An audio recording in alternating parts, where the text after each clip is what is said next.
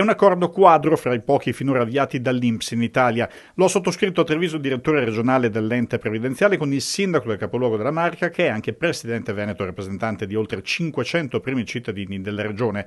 Caritas e Comunità di Sant'Egidio, insieme ad altre associazioni del terzo settore, si impegneranno a diffondere alle fasce più deboli della popolazione, quelle che non hanno accesso a internet e socialmente meno partecipi, le informazioni preziose per accedere a servizi assistenziali a cui hanno diritto e, molto spesso, non lo sanno. Le persone si rivolgono naturalmente ai comuni, alle associazioni, a Caritas e a Sant'Egidio. Manifestano un disagio, che è tendenzialmente un disagio economico, quindi un bisogno di aiuto in generale. Ovviamente queste associazioni e i comuni fanno il loro dovere e forniscono un'assistenza, ma nel dialogo, nel confronto, nella relazione con queste persone vengono a conoscenza del loro vissuto, della loro vita, delle loro condizioni.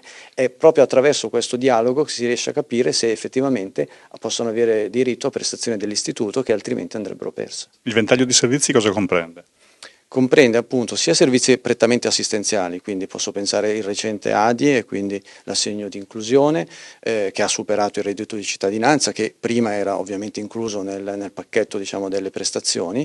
Possiamo pensare ai bonus dell'asilo nido piuttosto che ai bonus familiari, e sicuramente tutto ciò che è previdenza inteso come disoccupazione piuttosto che discall, o anche materia pensionistica, perché comunque laddove ci siano delle condizioni per esercitare un diritto alla pensione, questo ovviamente viene verificato. Il numero è esiguo ma è diffuso. Quanto incidono sui vari comuni queste richieste che appunto potrebbero essere fatte? In realtà in questo periodo storico caratterizzato da anche difficoltà finanziarie per i comuni, anche un numero esiguo è un numero importante, nel senso che stiamo parlando di oltre 200 utenti in Veneto che sarebbero totalmente a carico dei comuni e che invece, scoprire loro dei diritti che hanno, riescono ad aiutare gli utenti e ad alleggerire un po' anche la spesa sociale per i comuni, che non viene ridotta ma viene investita su altre iniziative sempre sociali. L'accordo siglato con il protocollo INPS per tutti vale per 3 anni, prevede proprio per le finalità di comunicazione dell'iniziativa la possibilità di aumentare i partner operativi,